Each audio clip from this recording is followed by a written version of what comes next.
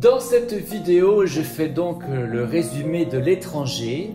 C'est la troisième vidéo qui est consacrée et j'aborde ici la deuxième partie du roman qui raconte les événements qui suivent immédiatement le meurtre de l'Arabe. C'est comme ça que Camus l'appelle dans son roman, hein, parce que ce personnage n'a pas vraiment de nom. Et donc je rappelle qu'à la fin de la deuxième vidéo que j'ai faite et puis donc à la fin de la première partie du roman, Meursault, un peu par hasard, à cause de la chaleur, à cause de la lumière, enfin en tout cas il n'en veut pas à ce personnage de l'Arabe. Donc Meursault tue quelqu'un. Dans les pages qui suivent immédiatement, il raconte les démarches judiciaires. Dans celle-ci, la visite de l'avocat est particulièrement racontée. Dans un dialogue, il veut essayer de montrer à Meursault comment se sauver. Il veut lui indiquer les points dangereux qu'on va soulever contre lui. Meursault, gardant la sincérité qu'il caractérise, Car c'est bien une de ses qualités depuis le début du roman, il est très sincère, aussi bien avec les personnages que dans un point de vue interne, dans ses pensées, on voit bien qu'il est sincère puisqu'on a accès à toute cette sincérité. Donc avec cette sincérité qu'il caractérise, Meursault ne tient pas à orienter la réalité à son avantage. L'avocat part donc fâché et ne voit pas comment il va le défendre. Le premier moment d'interrogation du juge est lui aussi longuement raconté. Après une conversation plutôt cordiale, le juge pose deux questions. Meursault aimait-il sa mère? Et pourquoi a-t-il continué de tirer sur un homme mort? Parce qu'il faut redire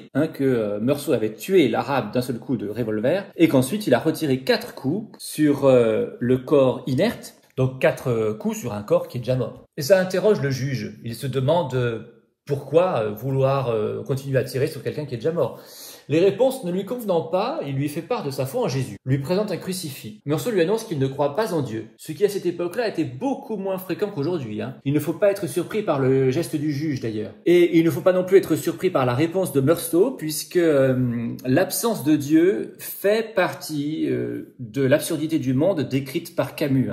Un monde sans Dieu, évidemment, sans paradis après la mort, sans vie après la mort, et en tout cas l'homme est un peu laissé à lui-même, voilà ce qu'il veut décrire. Le juge s'énerve. Il ne comprend pas Meursault. Les 11 mois suivants sont brièvement racontés, comme une suite de petites entrevues avec le juge, avec Meursault et son avocat, qui n'était pas présent à la première entrevue avec le juge d'ailleurs, d'où les nombreuses bourdes du personnage. Meursault n'a pas l'impression qu'on s'intéresse à lui, mais cela n'est pas désagréable. Dans le deuxième chapitre, il parle des conditions de sa détention. D'abord dans une cellule commune, le premier soir, puis dans une cellule individuelle. Une partie du chapitre est occupée à raconter la première visite de Marie. Elle est souriante, Meursault a envie de la serrer dans ses bras. Elle lui pose des questions qu'il répond comme d'habitude mal, parce qu'il ne sait pas vraiment discuter. Elle parle aussi beaucoup d'elle-même. Malheureusement, les conditions sont très gênantes. Meursault insiste beaucoup sur ce point, on voit qu'il est parasité vraiment par le brouhaha ambiant et qu'il n'arrive pas vraiment à suivre la conversation avec Marie. Ensuite, quelques pages sont dédiées à la vie en prison. Les attentes de Meursault changent entre les premiers mois et les mois suivants. Il nous raconte qu'il s'adapte à sa vie de prisonnier. Il présente 2 ennuis, le manque de femmes et le manque de cigarettes. Le gardien lui fait comprendre que c'est là la punition en prison, la privation de liberté.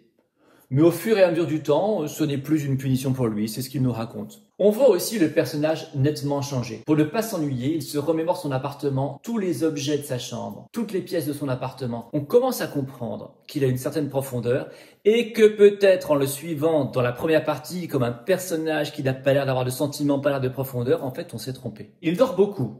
Il nous parle aussi d'une histoire sordide qui s'est passée en Tchécoslovaquie, un morceau de journal qu'il a retrouvé sous son lit, je crois. Le soir est plus difficile à vivre, mais il n'explique pas vraiment pourquoi. Le troisième chapitre raconte le procès. Meursault découvre tout cela avec étonnement. Les jurés, les journalistes venus pour l'occasion, en fait surtout pour un jugement de parricide qui a lieu juste après et qui intéresse beaucoup de monde. Tout le monde a l'air de se connaître, ils se sont un peu intrus, parce que tout le monde se serre la main, tout le monde se dit bonjour, se demande des nouvelles, lui il se dit tiens, moi je ne connais personne. Tout se met en place, le procureur arrive, le juge, l'acte de l'accusation est lu, les témoins sont appelés.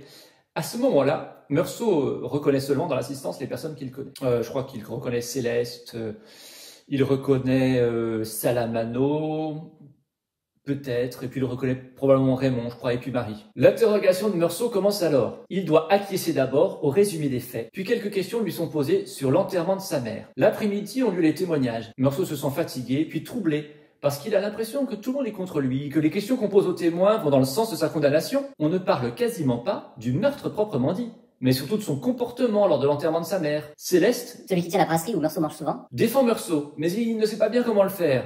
Il parle de ce meurtre comme d'un coup du sort, d'un coup du hasard, et il se fait vite renvoyer à sa place. De même, le témoignage de Marie est infléchi dans le sens de l'insensibilité par rapport à la mort de sa mère. puisqu'il est sorti avec elle le lendemain de la mort de sa mère. Marie affirme que Meursault est gentil, mais on la renvoie vite à sa place. Elle est très frustrée de ne pas avoir pu le défendre. Masson, Salamano témoignent aussi, Mais leurs témoignages positifs sont presque passés à la trappe. Raymond parle lui aussi du coup du hasard. Et pour cause, dit-il, l'arabe et Meursault n'avaient pas de compte à régler. L'arabe avait seulement un compte à régler avec lui et il en voulait à Raymond. Le procureur infléchit le témoignage dans le sens du crime crapuleux. Il ressort que Raymond est proxénète, Meursault son acolyte. L'avocat essaie de défendre Meursault en récusant le lien entre la mort de sa mère et le meurtre de l'arabe, mais il n'y parvient pas. La fin du chapitre est très importante malgré sa brièveté, car elle offre un pendant par rapport à tout ce qui a été dit auparavant dans le procès. Meursault retourne à la prison en voiture, et sur le trajet, il tire des différentes sensations qu'il ressent. Alors sensations surtout olfactives et auditives, mais en tout cas qui sont très puissantes.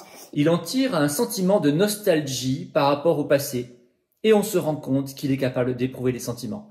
Là se termine ma 3e vidéo sur l'étranger de Camus, avec le procès et à la fois aussi un retournement sensible dans la compréhension qu'on peut avoir du personnage.